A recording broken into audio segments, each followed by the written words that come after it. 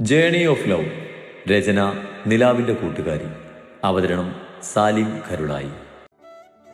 അമ്മേ, ആയുഷ് പറഞ്ഞിട്ട് പോയ സത്യം ഉൾക്കൊള്ളാനാകാതെ കാത്തു ആയുഷിൻ്റെ അമ്മ ഭവാനിക്കരികിൽ വന്നുകൊണ്ട് വിളിച്ചു.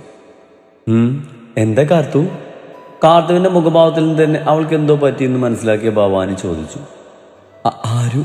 ആരും ആയുഷിൻ്റെ പെങ്ങളാണോ? വിറച്ചുകൊണ്ട് കാർത്തിക ചോദിച്ചു. കാർത്തുവിൻ്റെ ചോദ്യം കേട്ട് ഭവാനി ഒന്ന് നിശ്വസിച്ച് അതേന്ന് മൂളി. ആയുഷിൻ്റെ അനിയത്തി തന്നെയാണ് ആരു. ആയുഷ് ഞങ്ങളുടെ വളർത്തു മകൻ മാത്രമാണ്. കാർത്ത് കണ്ണു തുറച്ച് അവരെ നോക്കി. ഞാനും കൃഷ്ണേട്ടനും പണ്ട് ഗുരുവായൂർ തൊഴാൻ പോയപ്പോഴാ ഒറ്റപ്പെട്ടു പോയ അവനെ ഞങ്ങൾക്ക് കിട്ടുന്നത്. അന്നവൻ 8 വയസ്സാ പ്രായം. ആൾത്തിരക്കിൽ അച്ഛനെയും അമ്മയും കാണാതെ പോയി. അവൻ്റെ അനിയത്തിയുടെ ചോറൂണിനായി വന്നതായിരുന്നു അവിടെ. അവൻ്റെ പേര് മാത്രം അവൻ അറിയുള്ളൂ. സ്ഥലമൊന്നും കറക്റ്റായിട്ട് അറിയില്ല. കുഞ്ഞല്ലേ, ഒറ്റക്കാക്കാൻ തോന്നിയില്ല. കൂടെ കൂട്ടി. കംപ്ലൈൻറ്റ് കൊടുത്തെങ്കിലും അവൻ അന്വേഷിച്ച് ആരും വന്നില്ല.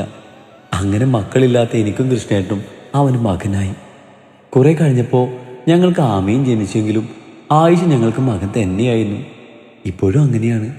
ആമ അവന് സ്വന്തം അനുജത്തിയും ഞാൻ അവന് സ്വന്തം അമ്മയും തന്നെയാണ്. പോലീസായി ജോലി വാങ്ങിയതും ഇവിടേക്ക് വന്നതെല്ലാം എന്നോ നഷ്ടമായ അവൻ്റെ കുടുംബത്തെ കണ്ടുപിടിക്കാനായിരുന്നു. പക്ഷേ അവൻ എത്തുമ്പോഴേക്ക് ഒത്തിരി വൈകിയിരുന്നു. ജന്മം തന്നവരെല്ലാം മരണമടഞ്ഞു. ആകെയുള്ള കൂടപ്പുറപ്പൊരു തെമ്മാടിയുടെ കയ്യിലായി. എല്ലാം കൊണ്ടും അവനാകെ തകർന്നു. പിന്നെ അവൻ്റെ ലക്ഷ്യം ആരുവിന് ആ തെമ്മാടിയെ മഹിയിൽ നിന്നും അടത്തി മാറ്റുക എന്നത് മാത്രമായിരുന്നു. കാർത്തിക കേട്ടതൊന്നും വിശ്വസിക്കാനാകാതെ അങ്ങനെ തന്നെ നിന്നു.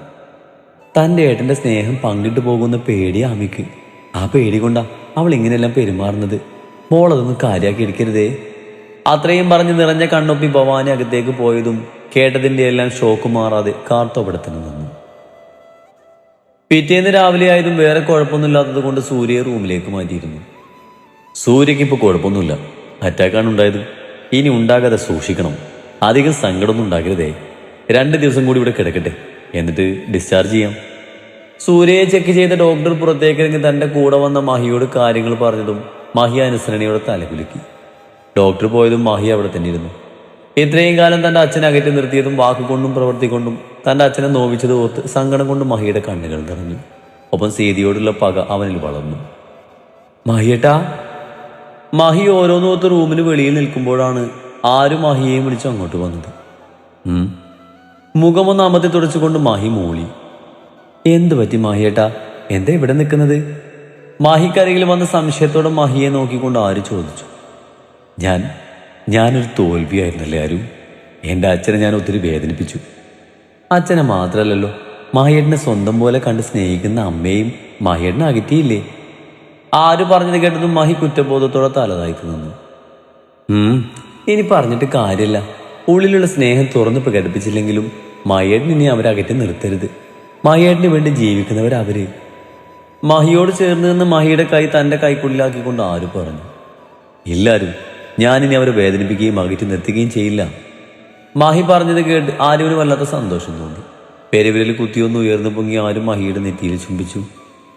ദാ, ഇത് നേഴ്സ് തന്നതാ. ഈ മരുന്ന് വാങ്ങിക്കൊണ്ടുവരാൻ പറഞ്ഞു. പെട്ടെന്ന് ഓർത്ത പോലെ ആരും കയ്യിലുള്ള ചീട്ട് മഹിക്ക് നേരം നീട്ടിക്കൊണ്ട് പറഞ്ഞു. നിനക്ക് കുഴപ്പമൊന്നുമില്ലല്ലോ ആരും? ചീട്ട് വാങ്ങുന്നതിനിടയിൽ മഹി ചോദിച്ചു. എൻ്റെ മഹിയേട്ടാ, ഇത് എത്രാമത്തെ ചോദ്യമാണെന്ന് ഓർമ്മയുണ്ടോ? എനിക്കും ബാബക്ക് ഒരു കുഴപ്പമില്ല. മഹിയേട്ടൻ പോയി മരുന്ന് വാങ്ങിച്ചോണ്ട് വാ. നീ അകത്തേക്ക് പോക്കോ, ഞാൻ വാങ്ങി വന്നോളാം. മഹി പറഞ്ഞതും ആര് ശരിയെന്ന രീതിയിൽ തലകുലിക്കുള്ളിലേക്ക് കയറിപ്പോയി. ആരും അകത്തേക്ക് പോയതിനു ശേഷമാണ് മഹി ഫാർമസിയിലേക്ക് പോയത്. മഹി ഫാർമസിയിൽ നിന്നും മരുന്ന് വാങ്ങി വരുമ്പോൾ ആര് സൂര്യക്ക് അരികിലിരിപ്പുണ്ട്. സർജറി കഴിഞ്ഞത് കൊണ്ട് തന്നെ ഉടനെ ഒന്നും സൂര്യക്ക് ഭക്ഷണം കൊടുക്കരുതെന്നാണ് ഡോക്ടർ പറഞ്ഞിട്ടുള്ളത്. തലേ ദിവസം ഉറങ്ങാത്തത് കൊണ്ട് തന്നെ എന്തു ബൈസ്റ്റാൻഡ് ബെഡിൽ കിടന്ന് മയക്കം പിടിച്ചിട്ടുണ്ട്. ആര് സൂര്യയോട് ഓരോന്ന് ചോദിച്ചിരിക്കുമ്പോഴാണ് മഹി റൂമിലേക്ക് വന്നത്. മരുന്ന് കിട്ടിയോ മഹിയേട്ടാ? ആരും ഇടുന്നേടത്തും എഴുന്നേറ്റ് മഹിക്കരികിലേക്ക് വന്നുകൊണ്ട് ചോദിച്ചു. മഹി ഒന്ന് മൂളിക്കൊണ്ട് മരുന്ന് ആരുവിനെ ഏൽപ്പിച്ചു. എന്നാ ഞാൻ നേഴ്സിനെ വിളിച്ച് പറയട്ടെ. അത് പറഞ്ഞ് ആര് പോയതും മഹി അവിടെ തന്നെ നിന്നു. സൂര്യയുടെ നോട്ടം തന്നിലാണെന്ന് അറിയാമെങ്കിലും മഹിക്ക് സൂര്യയെ നോക്കാൻ ബുദ്ധിമുട്ട് തോന്നി. ഇത്രയും കാലം അവരുമായിട്ട് അകന്നു നിന്നിട്ട് പെട്ടെന്ന് അവരോട് അടുത്ത് ഇടപഴകാൻ അവന് പറ്റുന്നുണ്ടായിരുന്നില്ല. മഹിയുടെ നോട്ടം അറിയാതെ പോലും തന്നിലേക്ക് എത്തുന്നില്ലെന്ന് കണ്ടതും സൂര്യ നിരാശയോടെ മിഴികൾ അടച്ചു കിടന്നു. അച്ഛാ. സൂര്യക്കരികിലിരുന്ന് സൂര്യയുടെ കയ്യിൽ പിടിച്ച് ഇടറിക്കൊണ്ട് മഹി വിളിച്ചതും സൂര്യ ഞെട്ടലോടെ കണ്ണു തുറന്ന് മഹിയെ നോക്കി. മാഹി തന്നെ അച്ഛാന്ന് വിളിച്ചതും തൻ്റെ കയ്യിൽ പിടിച്ചതും കണ്ട് സന്തോഷത്തിൽ സൂര്യയുടെ കണ്ണുകൾ നിറഞ്ഞൊഴുകി. സന്തോഷത്തിൽ നിറഞ്ഞൊഴുകുന്ന സൂര്യയുടെ കണ്ണിലേക്ക് നോക്കും തോറും മാഹിയിൽ കുറ്റബോധം നിറഞ്ഞു. ഇപ്പൊ വേദനയുണ്ടോ? മാഹിയുടെ ചോദ്യത്തിന് സന്തോഷം കാരണം വാക്കുകൾ കൊണ്ട് ഉത്തരം നൽകാൻ സൂര്യക്ക് പറ്റുന്നുണ്ടായിരുന്നില്ല. മാഹിയെ തന്നെ കണ്ണു നിറച്ച് നോക്കിക്കൊണ്ട് സൂര്യ ഇല്ലെന്ന് തലയാട്ടി. പിന്നീട് ഇവരൊന്നും സംസാരിച്ചിട്ടില്ലെങ്കിലും അവരുടെ ഹൃദയങ്ങൾ തമ്മിൽ വാചാലമായി. സൂര്യയുടെ കൈവിടാതെ അവിടെ തന്നെ ഇരുന്നു മാഹി. ഇതെല്ലാം കണ്ടു നിന്ന് ഇന്ദുവിൻ്റെയും ആരുവിൻ്റെയും മുഖത്ത് സന്തോഷം നിറഞ്ഞു. എങ്കിലും കുഞ്ഞൊരു വിഷമം ഇന്ദുവിലും ഉണ്ടായിരുന്നു. മരുന്നിന്റെ ക്ഷീണം കാരണം അധികം വൈകാതെ തന്നെ സൂര്യക്ക് വീണ്ടും ഉറക്കം പിടിച്ചിരുന്നു. ആരു, ഞാനൊന്ന് വീട്ടിൽ പോയിട്ട് വരാം. സൂര്യ നന്നായി ഉറക്കം പിടിച്ചത് മാഹി പതിയെ സൂര്യയുടെ കയ്യിൽ നിന്ന് പിടിവിട്ട് ബൈസ്റ്റാൻഡ് ബെഡിൽ ഇന്ദുവിനോടൊപ്പം ഇരിക്കുന്ന ആരുവിനോടായി പറഞ്ഞു. ഞാനും വരുന്നു മാഹിയേട്ടാ.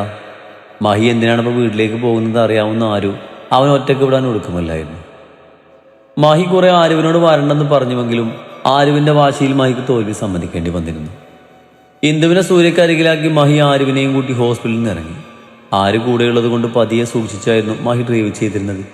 കോവിലകത്തെത്തിയതും മാഹി വേഗം ഡോറ് തുറന്നിറങ്ങി ആരുവിനെയും കൂട്ടി കോവിലകത്തിന്റെ ഉള്ളിലേക്ക് നടന്നു.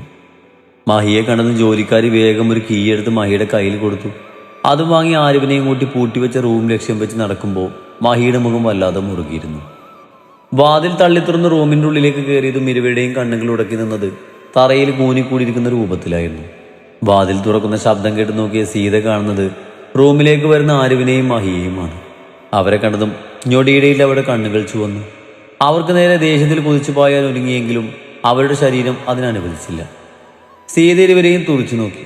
സീതയുടെ നോട്ടം കണ്ടതും മാഹിയുടെ ചുണ്ടിൽ പുച്ഛം പിരിഞ്ഞു. ശരിക്കും ഒരു ഭ്രാന്തിയുടെ കോലം തന്നെയായിരുന്നു അവരുടേത്. രക്തം കിനിയുന്ന മുറിവുകളും അവശ ശരീരവുമായിട്ടിരിക്കുന്ന അവരെ കണ്ടിട്ട് തെല്ലുപോലും സഹതാപം മാഹിക്കോ ആരുവിനോ തോന്നിയില്ല.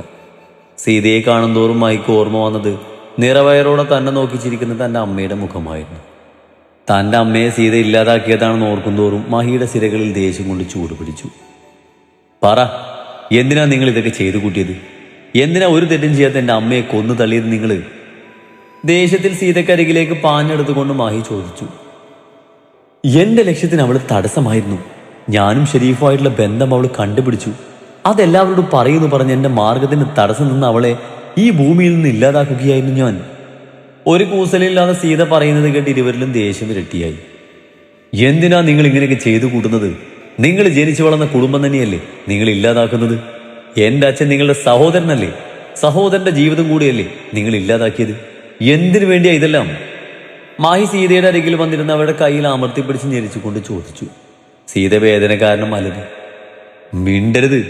ഞാൻ ചോദിച്ചതിന് ഉത്തരം തന്നില്ലെങ്കിൽ ഇതിന് ഇരട്ടി വേദന നിങ്ങൾ അനുഭവിക്കും. ഒരു ബ്ലേഡ് എടുത്തുകൊണ്ട് വക്രചിരിയോടെ മാഹി പറഞ്ഞതും സീത ഒന്ന് പേടിച്ചു. ഇനിയും വേദന സഹിക്കാനുള്ള ശക്തി അവർക്കില്ലായിരുന്നു. ഞാൻ പറയാം. ഞാൻ ഡിഗ്രിക്ക് പഠിക്കുമ്പോഴാ ഷെരീഫിനെ കണ്ടുമുട്ടുന്നത്. ആദ്യം അയാളുടെ സൗഹൃദമായിരുന്നെങ്കിൽ ആ ബന്ധം പതിയെ ഇഷ്ടത്തിലേക്ക് വളർന്നു.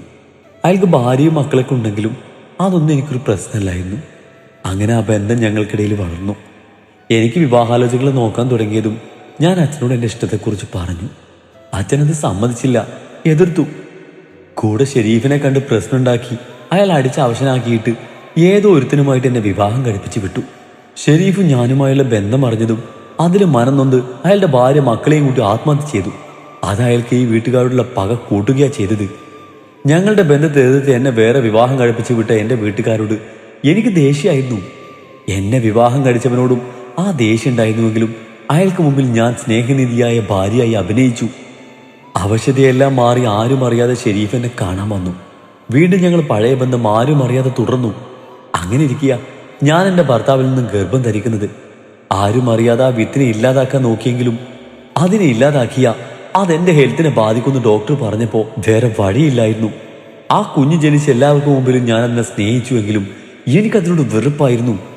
അങ്ങനെ ഒരു ദിവസം ഞങ്ങളുടെ രഹസ്യബന്ധം എൻ്റെ ഭർത്താവ് പറഞ്ഞു.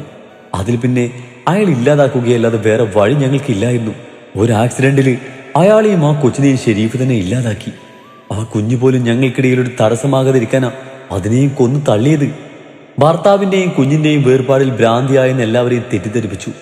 കാരണം ഒരിക്കലും ആരും എന്നെ സംശയിക്കതായിരുന്നു. ഭർത്താവും കുഞ്ഞും നഷ്ടപ്പെട്ട് മനോനില തെറ്റിയ എന്നെ സൂര്യായിരുന്നു തിരികെ വീട്ടിലേക്ക് കൊണ്ടുവന്നത്. പിന്നെ എല്ലാവരുടെ കണ്ണിലും പൊടിയിടാൻ എനിക്ക് സുഖമായിരുന്നു. എങ്കിലും അവരോട് ആരോടുള്ള ദേഷ്യം എനിക്ക് മാറിയില്ലായിരുന്നു. അങ്ങനെ ഇരിക്കുക സൂര്യ അവൻ സ്നേഹിച്ച പെൺകുട്ടിയെ വീട്ടുകാരുടെ എതിർപ്പ് അവഗണിച്ച് താലി കെട്ടി കൊണ്ടുവന്നത്. ആ ബന്ധം അംഗീകരിക്കാൻ പറ്റാതെ അച്ഛൻ ഇവിടുന്ന് അവരെ ഇറക്കി വിടുമ്പോൾ ഞാൻ ഒത്തിരി സന്തോഷിച്ചു. പക്ഷേ ആ സന്തോഷത്തിന് അധികം ആയുസില്ലായിരുന്നു.